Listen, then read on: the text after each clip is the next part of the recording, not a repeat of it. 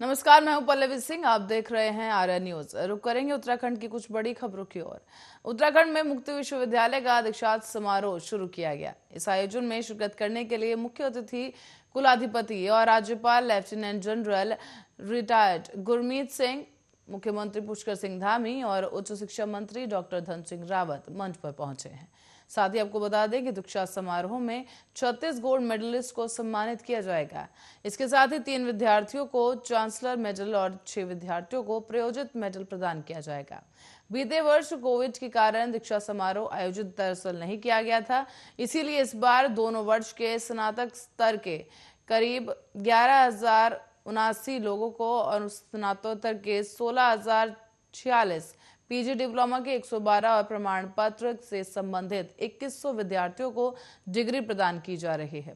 इसके अलावा अंग्रेजी में पीएचडी के एक छात्र को भी सम्मानित किया जाएगा।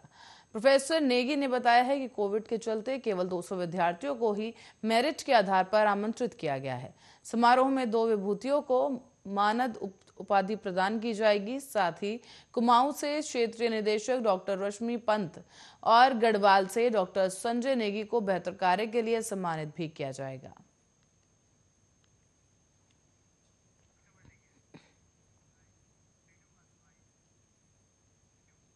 तो वहीं कोरोना के बढ़ते मामलों को देखते हुए उत्तराखंड में भी पुष्कर सिंह धामी सरकार ने नाइट कर्फ्यू लगाने का फैसला लिया है। रात 11 बजे से लेकर सुबह 5 बजे तक के लिए यह नाइट कर्फ्यू जारी रहेगा। इसके पहले यूपी, दिल्ली और मध्य प्रदेश, इन तमाम जगहों पर भी नाइट कर्फ्यू का ऐलान कर दिया गया है। आपको बता दें कि उत्तराखंड में कोरोना वायरस के नए स्वरूप ओमिक्रॉन से संक्रमण का पहला मामला देहरादून में सामने आया था, जहां उत्तराखंड की स्वास्थ्य महानिदेशक डॉक्टर तृप्ति बहुगुणा ने बताया कि हाल ही में स्कॉटलैंड से लौटी एक 23 वर्षीय महिला के नमूने की जांच में उसे ओमिक्रॉन से संक्रमित होने की पुष्टि हुई है। डॉक्टर तृप्ति बहुगुणा ने यह भी बताया कि कोविड के दौरान देहरादून में कामली रोड निवासी इस महिला को 8 दिसंबर को ये स्कॉटलैंड से दिल्ली लौटी थी, जहां हवाई अड्डे पर की गई उसकी आरटीपीसीआर रिपोर्ट वो नेगेटिव आई और उसी दिन महिला शाम को कार से अपने माता पिता के साथ देहरादून पहुंची, जिसके बाद 12 दिसंबर को दोबारा की गई जांच में उसके ओमिक्रॉन से संक्रमित होने की पुष्टि हुई। डॉक्टर बहुगुणा ने बताया है कि महिला को होम क्वारंटीन में फिलहाल रखा गया है, जहां उसे मेडिकल किट उपलब्ध कराई गई। उसे संबंधित प्रोटोकॉल का कड़ाई से पालन भी करने को कहा गया है। जिला सर्विलेंस इकाई द्वारा महिला की लगातार निगरानी भी की जा रही है। उसके माता पिता ने भी नमूने की जांच और जीनोम सिक्वेंसिंग के लिए भेज दिए।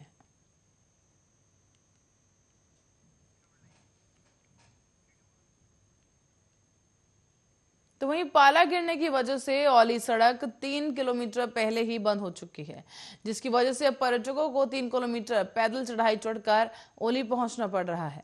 तो वहीं उधर लोक निर्माण विभाग ने मार्ग खोलने के लिए अब तक कई प्रयास नहीं किए हैं, जिससे फिलहाल मार्ग खुलने के आसार नजर भी नहीं आ रहे। रविवार की शाम को ओली में बर्फबारी होने से जोशीमठ ओली मार्ग पर जबरदस्त पाला जम गया है, जिसकी वजह से मार्ग पर वाहनों का चलना मुश्किल हो गया। ऐसे में ओली से पहले 3 किलोमीटर से जो नीचे की वाहन है उनकी कतार लग गई है और ओली जाने के लिए पर्यटकों को खड़ी चढ़ाई चढ़नी पड़ रही है, जबकि वहां से लौटने वाले पाले में नीचे उतरते हुए फिसल रहे हैं।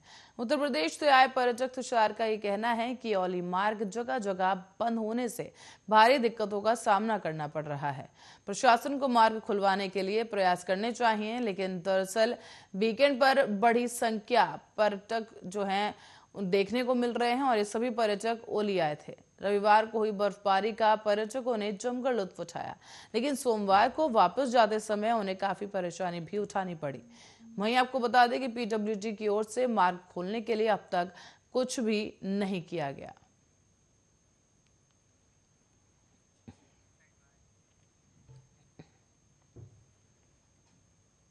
और इसी बीच उत्तराखंड में राष्ट्रीय राजमार्ग 534 कोटद्वार और दुगड्डा के बीच हुए भूस्खलन के कारण बंद हो गया है। रात को करीब 12 बजे राजमार्ग का 50 मीटर हिस्सा खो नदी में समा गया, जिससे पौड़ी, श्रीनगर, बद्रीनाथ, लैंसडाउन का संपर्क कोटद्वार से टूट गया है।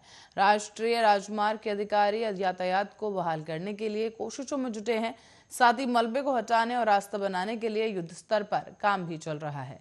कोटद्वार से दुगड्डा 15 किलोमीटर की दूरी पर स्थित है, लेकिन मार्ग अवरुद्ध होने के कारण लोगों को कोटद्वार पुलिंदा मार्ग से रमणी के रास्ते दुगड्डा के लिए आना जाना पड़ रहा है।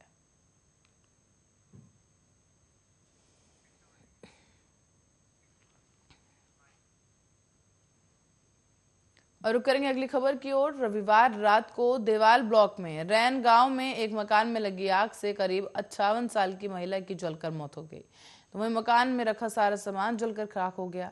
पुलिस ने शव को पंचनामा भरकर पोस्टमार्टम के लिए भेज दिया है। दरअसल रैन गांव के रविंद्र सिंह ने बताया है कि पूर्व सैनिक स्वर्गीय चंद्र सिंह की पत्नी काशी देवी अपने मकान में अकेले रहती थी। काशी देवी का बड़ा पुत्र रघुवीर सिंह जम्मू कश्मीर में आर्मी में सेवारत है, जबकि छोटा बेटा कलम सिंह गोवा में प्राइवेट नौकरी करता है। रविवार की रात को काशी देवी खाना खाकर सोने चली गई थी, जबकि रात में मकान में अचानक ही आग लगने की वजह से आग में जलकर उनकी मौत हो गई, जबकि मकान में रखा सारा सामान भी जल गया है। रविंद्र ने बताया है कि 2 मंजिला मकान के ऊपरी हिस्से में आग लगी, लेकिन आग लगने की खबर आसपास के लोगों को कई घंटे बाद मिली। लोगों के पहुंचने से पहले ही काशी देवी की मौत हो चुकी थी। इस दौरान घटनास्थल पर पहुंचे थाना अध्यक्ष ब्रिजमोहन राणा ने बताया है कि आग का कारण शॉर्ट सर्किट बताया जा रहा है। शव का पंचनामा भरकर पोस्टमार्टम के लिए उप जिला अस्पताल कर्णप्रयाग भेज दिया गया है। साथ ही मृतका के परिजनों को सूचना दी गई।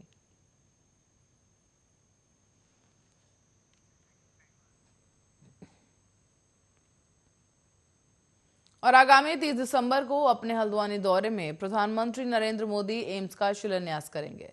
मुख्यमंत्री पुष्कर सिंह धामी ने सोमवार को पिथौरागढ़ में ये जानकारी दी।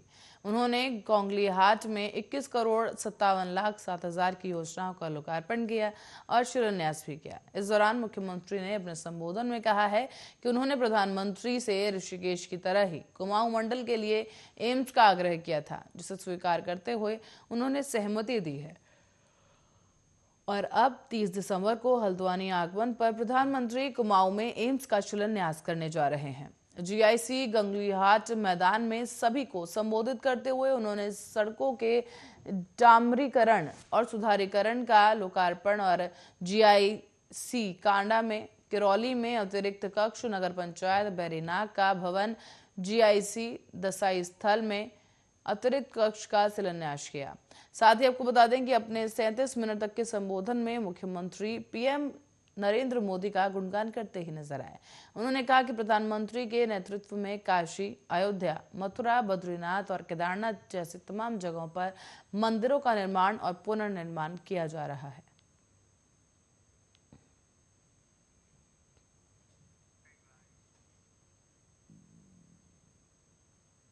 तो वहीं अल्मोड़ा जिले के द्वाराहाट से करीब 2 किलोमीटर दूर पंथिनगाड़ में अवैध लीसे से भरा एक ट्रक खाई में जा पलटा है। दुर्घटना में चालक की मौके पर ही मौत हो गई और उसकी शनाख्त फिलहाल नहीं हो सकी है। अंदेशा जताया गया है कि ट्रक में 1-2 लोग और मौजूद थे। ट्रक के दुर्घटनाग्रस्त होने पर वो फरार हो गए। पुलिस ट्रक में फंसे चालक के शव को निकालकर लीसे के टीन को निकालने में जुटी हुई है। फिलहाल आपको बता दें कि द्वाराहाट क्षेत्र से मंगलवार तड़के ही ट्रक जो है यूके 4 जो है निकला वहां से और इसके बाद ही चौखुटिया और रवाना हुआ और इसी दौरान पंथिनगाड़ में अनियंत्रित होकर करीब 30 फुट खाई में जा गिरा है। पुलिस मौके पर पहुंच गई, लेकिन जांच में पता लगा कि ट्रक का मालिक ज्योलीकोट निवासी घनश्याम सिंह मेहरा है। भारी मात्रा में लीसा लदा होने के कारण वन विभाग, अग्निशमन और एसडीआरएफ की टीमें भी मौके पर पहुंच गईं। साथ ही ट्रक के अंदर एक चप्पल और एक जूते की मौजूदगी से अनुमान लगाया जा रहा है कि उसमें अन्य लोग भी मौजूद रहे होंगे। उनका भी फिलहाल कोई पता नहीं चल सका है, लेकिन लीसे के कुछ टीनों में सोमेश्वर रेंज अंकित होने के कारण ट्रक के सोमेश्वर से चलने की संभावना जताई जा रही है। पुलिस, वन विभाग और अन्य टीमें लीसे के टीनों को निकालने में जुटी हैं। साथ ही घटनास्थल पर एसडीएम जयवर्धन शर्मा, प्रभारी निरीक्षक राजेंद्र सिंह बिष्ट, तहसीलदार दिलीप सिंह के अतिरिक्त अन्य विभागों के अधिकारी कर्मचारी मौजूद हैं।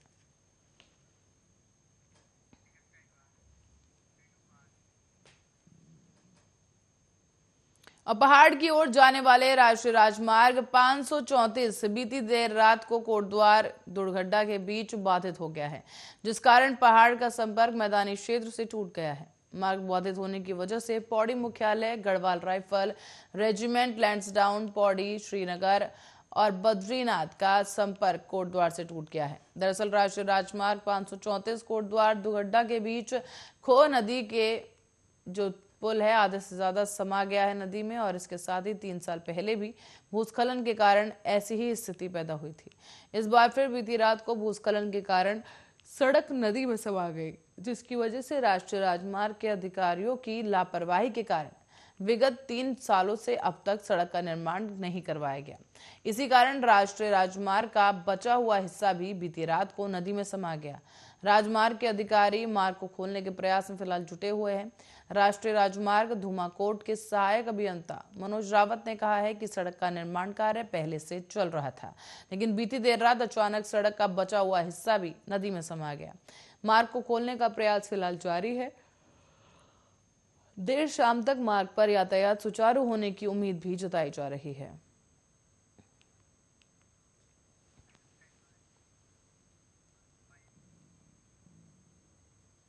और इसी बीच उत्तराखंड में कोरोना के नए स्वरूप ओमिक्रॉन के 3 और नए मामले सामने आए हैं, जिसके बाद से स्वास्थ्य विभाग की चिंता बढ़ गई है।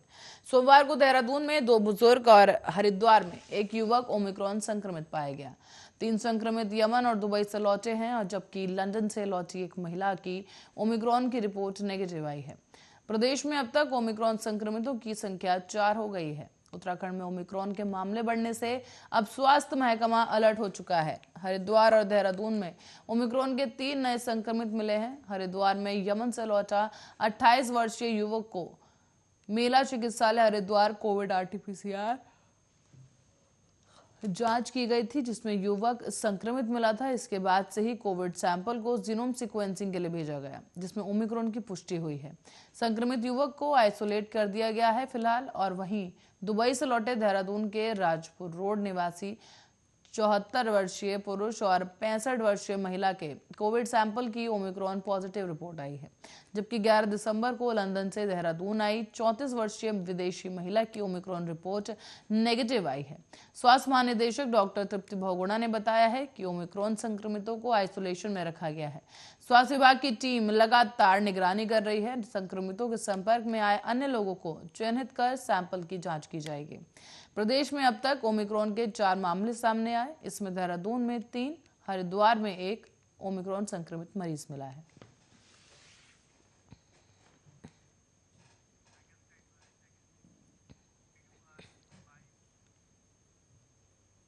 तो वही कोरोना वायरस से लड़ने के लिए जो है कारगर रही फाइजर और मॉडर्ना जैसी वैक्सीन मैसेंजर RNA यानी mRNA टेक्नोलॉजी से विकसित की गई, और अब यही टेक्नोलॉजी कई घातक बीमारियों के लिए रामबाण के रूप में सामने आ सकती है।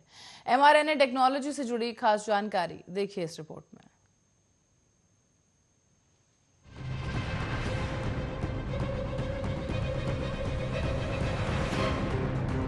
एड्स, कैंसर और जीका वायरस जैसी बीमारियां काफी समय से लोगों के बीच है, जिनसे लड़ने के लिए वैक्सीन पर काम किया जा रहा है।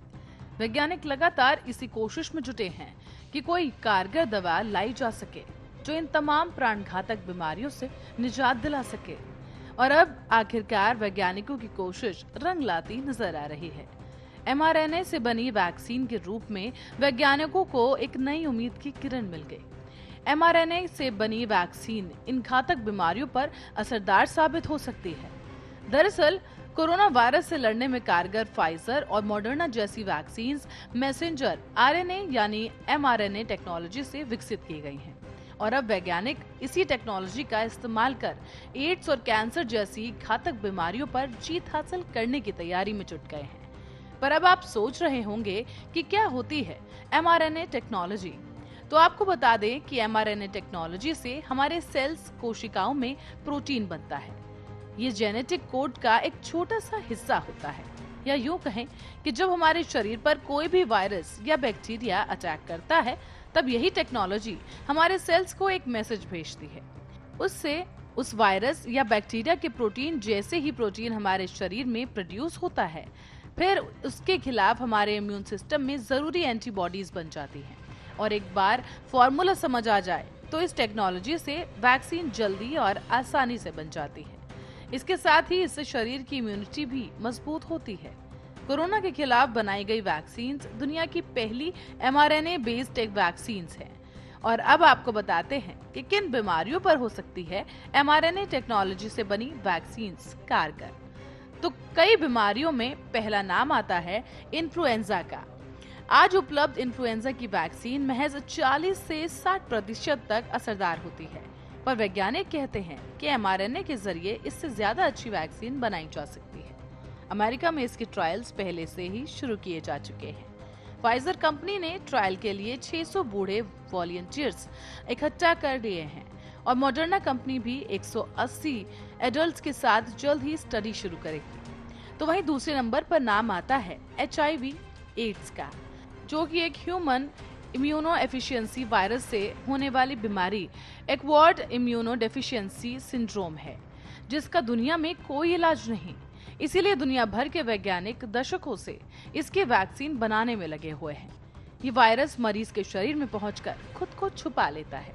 वैज्ञानिकों का मानना है कि mRNA टेक्नोलॉजी से बनी वैक्सीन इंसान के इम्यून सिस्टम को HIV की पहचान करना सिखा देती है। तो वहीं अमेरिका में इसके क्लिनिकल ट्रायल्स भी जारी हैं। HIV के बाद नंबर आता है जीका वायरस का।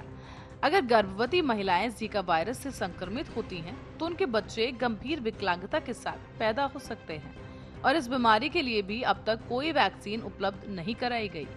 फिलहाल मॉडर्ना अभी एक mRNA वैक्सीन का क्लिनिकल ट्रायल कर रही है।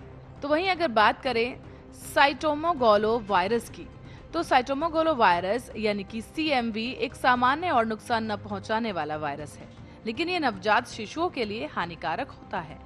इससे संक्रमित होने पर बच्चों में बहरापन, सीजर और विकास में देरी हो सकती है। इसके लिए वैज्ञानिक 6 तरह के mRNA का ट्रायल कर रहे हैं। अब बात करते हैं कैंसर की, जिससे हर साल मरने वालों की संख्या बढ़ती जा रही है। पर कैंसर की mRNA वैक्सीन के फेज 2 के ट्रायल की तैयारी अब शुरू हो गई है। इसे जर्मनी की बायोटेक कंपनी विकसित कर रही है। वैज्ञानिकों के मुताबिक इसके जरिए कैंसर और ट्यूमर सेल्स के प्रोटीन को टारगेट बनाया जा सकता है। जब इम्यून सिस्टम इसे पहचानने लगेगा तो शरीर में इसके खिलाफ एंटीबॉडीज बनने लगेंगी। इससे ये ट्यूमर सेल्स नष्ट हो जाएंगे। कैंसर दोबारा होने की संभावना भी इससे कम होगी। बहरहाल उम्मीद यही की जा सकती है कि जल्द ही एक सफल ट्रायल हो और इन तमाम लाइलाज बीमारियों का इलाज ढूंढने में वैज्ञानिकों की मेहनत सफल हो सके। Special report, Arya news.